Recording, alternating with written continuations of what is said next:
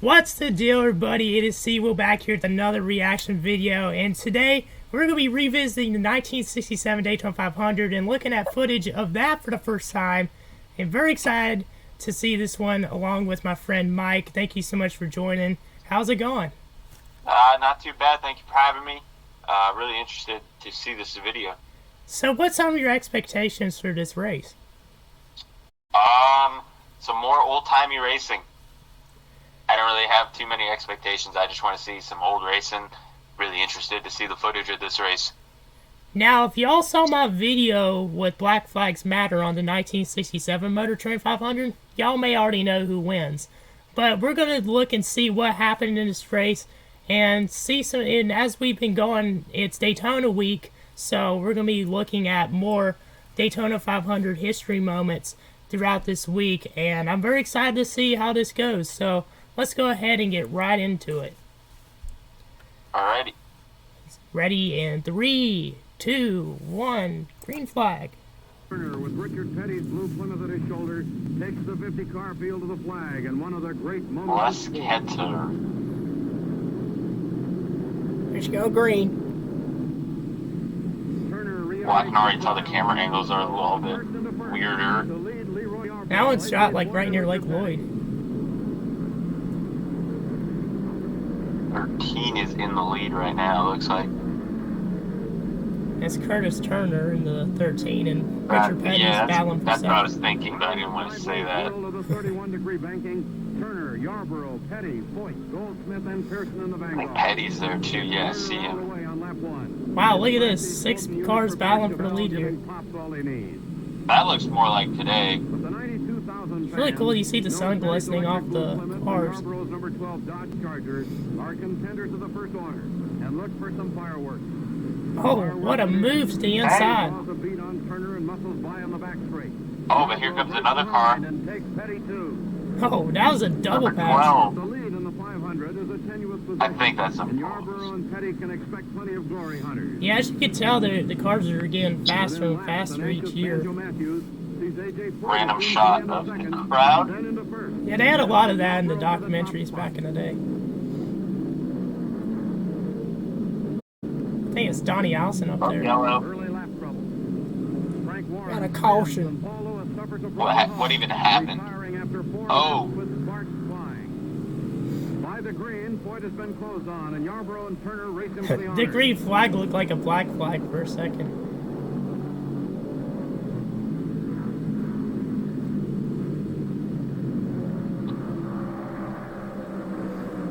First Yarborough, then Turner vanquished Foyt, and Buddy Baker in the number 3 Charger appears in the front rank.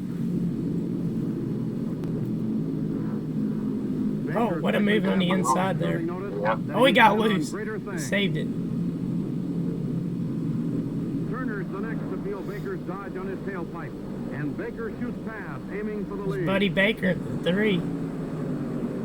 Now it's Yarborough and Baker, 2 Dodge Chargers leading the throng.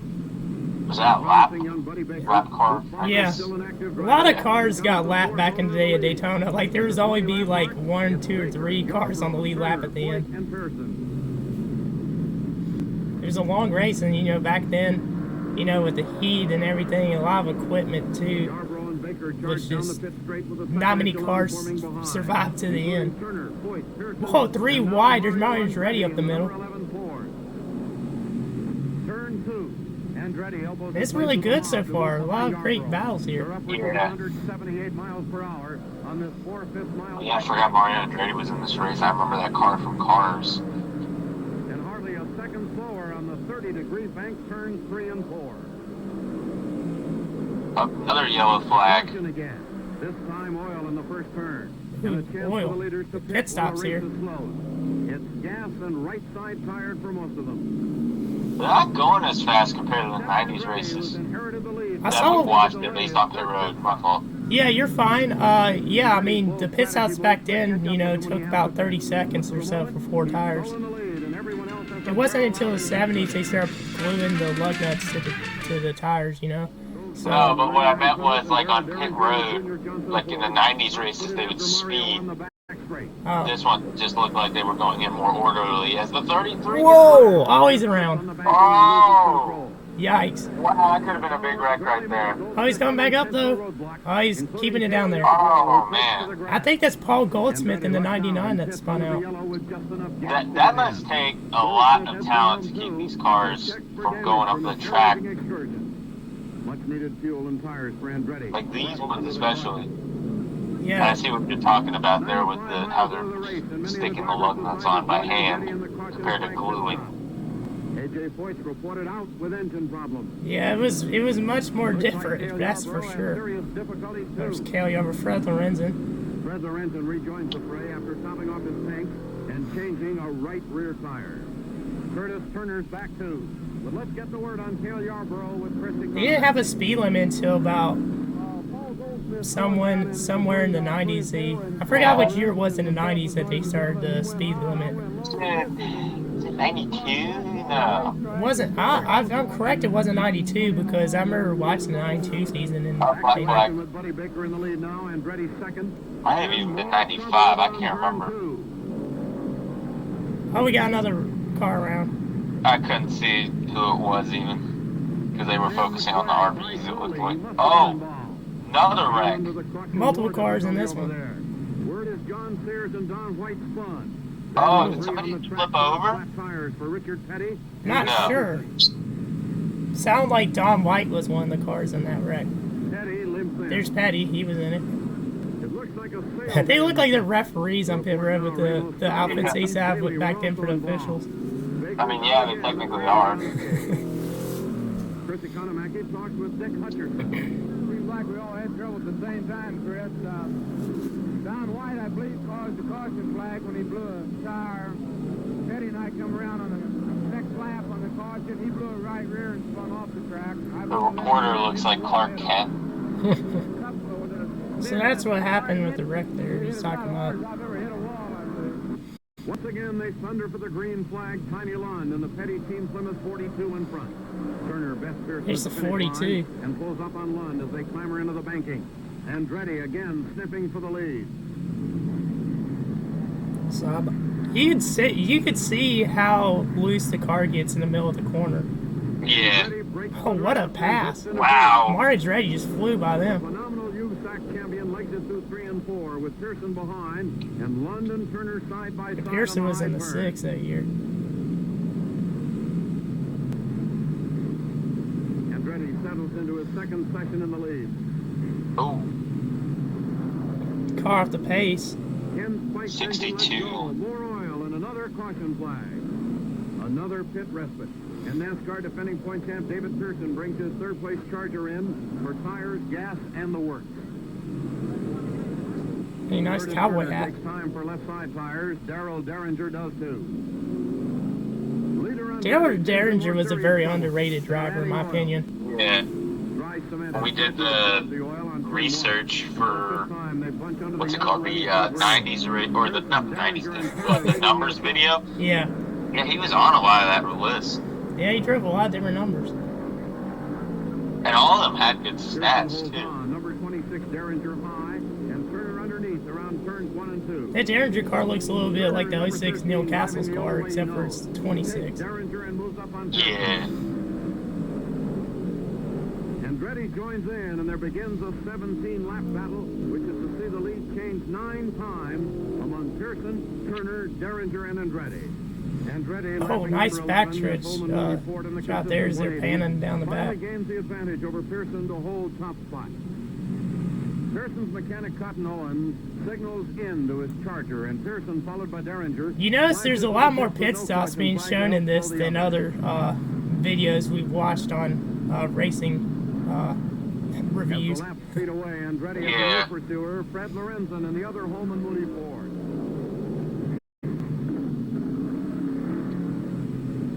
Derringer finishes his pit work first and passes Pearson on the way out pit lane. But both have that pit handicap to make up. Andretti looks like he's climbing down the banking with a pit Paul in mind. Goldsmith there, he went by on the outside. Oh god, that must be so scary to be the sign holder. Back in the day, they would like stand out in the middle of pit road or even very close to the track with the signs so drivers could see. Not fast enough. He loses the lead to Fred Lorenzen. They didn't have radios in then. 1955, but takes the lead now for the first time. Andretti patiently sits out a tire change and windshield watch by John Holman and pulls out after a 30-second stop. Bye-bye. Oh no, there goes Buddy Baker, blew his engine. Looks like. Now Lorenzen's turn at the pit. The Class A NASCAR record money winner sets his car. A lot of the drivers pin at different times than the other ones, which is pretty cool because I like to see some strategy. Yeah. Gas can's still about the same, just a little bit bigger. Oh, and they got to screw the gas cap. Yeah, they had gas caps back then on some cars. Like in the 1970 Daytona 500, in the video they had talked about Paul Goldsmith. No, it wasn't Paul Goldsmith. It was Charlie Glotzback. He got a black flag for not having his gas cap on. Yeah, he lost a lap because of it. He had to come back down pit road. Some hasty adjustments inside while tires are changed and gas added. Derringer won 3 NASCAR races and 25 starts last year, but has never won at Daytona and goes out with a vengeance.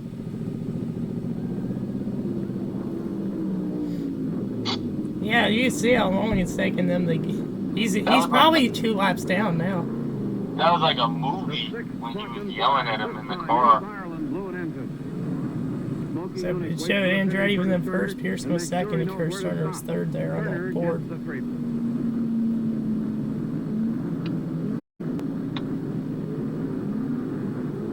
Andretti took advantage of the caution, as did Derringer, who returned quickly. So does Curtis Turner.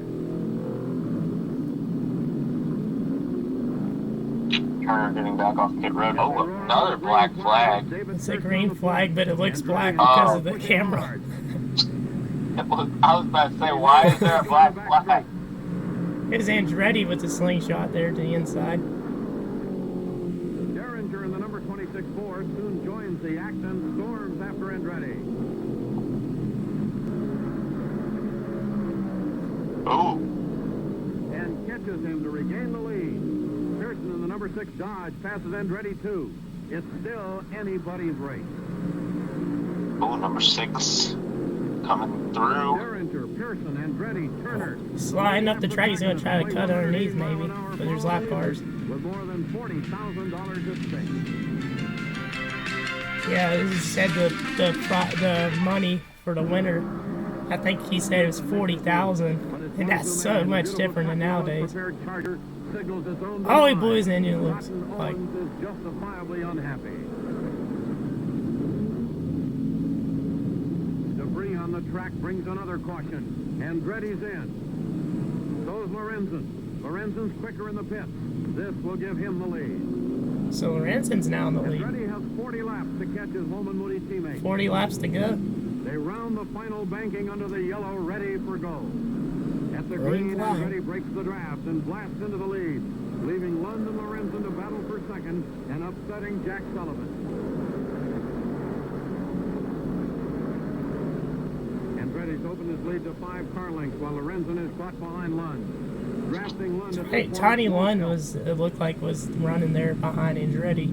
Andretti's enjoying his most comfortable margin of the race. His fairlane suspension set up for maximum speed and handling. A forlorn Lorenzen in number 28, trapped behind Tiny Lund's Plymouth with a chassis. Oh, it looked like he was pushing him there. Andretti's pouring it on. His lead close Now he to goes to the 20 inside. seconds, with Lund still second, and Lorenzen trying desperately to get by. Andretti's been averaging almost 180 miles an hour. Averaging 180 miles per hour for a 500 is pretty crazy, even back then. Oh, spin. On the track since Jerry Grant and Jim Hurtubise into a nose-down spin. Another car around. There's no collision involved, but the caution's out for the 9th time, and with just 2 laps to go. There's 2 laps to go. The caution comes out. They usually just end the race. Oh wow. Richard Petty. slides into the pit. Oh, And did he into blow the his clear, engine? robbing him of a Or is chance that just to like beat his oil or 500 something? It looked like the alignment was off the way the car was sliding out the road. Out of gas. Mario Andretti with a caution caution guaranteeing no change in position on the track is only a few turns away from being the first USAC driver ever to win the NASCAR-sponsored 500. Yep. And he takes the checker under the yellow with Lorenzen second. James Andretti's first and only Daytona 500 win. One of the only people, if not the only guy, to win the Indianapolis 500 and the Daytona 500. Pretty impressive. Did it? Yeah, I'm pretty sure AJ Foyt did, but I know Andretti was one of the only open wheel drivers, you know, to go to NASCAR and win a race. I forgot about AJ Foyt. He's jubilant. And here is the winner of the 9th annual. Oh, here we go with the interview. Love Mario Andretti look. Wow. You must be a happy boy. Oh, beautiful. I'm so happy I can't stand it. Well, it was one of the most thrilling races we've ever watched. What was it like behind the wheel? Well, it was a lot of work because I was never able to shake away from anyone except toward the end. I broke the draft and I was able to go on, but we were together and, well, I was never sure of anything until the very last lap, really. It was a real hornet's nest during the early going, Mario. Yeah, it was. Was that a bit testy for you? Well, it was a bit. You know, when you're in a bunch like that, you get bounced around by the wind and one thing or another, so you're working pretty hard, believe me. The old Fairlane never skipped a beat, though, did it? Oh, never. Beautiful. It just ran wonderful. But not all of them did. Only 18 of the 50 starters were in action. Oh, wow, the trophy was so much different then. Yeah, it was. Not only on the driver, but also on his inseparable partner, the mechanic. It was a Alright. classic. Well, that looks like the end of the race. Yeah, it was like a very interesting and a lot of exciting race, and we saw a lot of great battles early, and as mentioned, Andretti did pull away there at the end, but what was your thoughts on this video? I thought it was pretty good. There were a lot of differences, like obviously screwing the gas caps on, how they put the lug nuts on by hand. I've never seen that before. That looked really, really cool. I knew that they didn't always have the air guns, of course, but it was just really interesting to see a lot of the differences. Yeah, and then Tiny London, the 42 car, drive for Petty, that was interesting as well. And, you know, it's interesting. A lot of the drivers, as we saw, were really dominant in the 60s.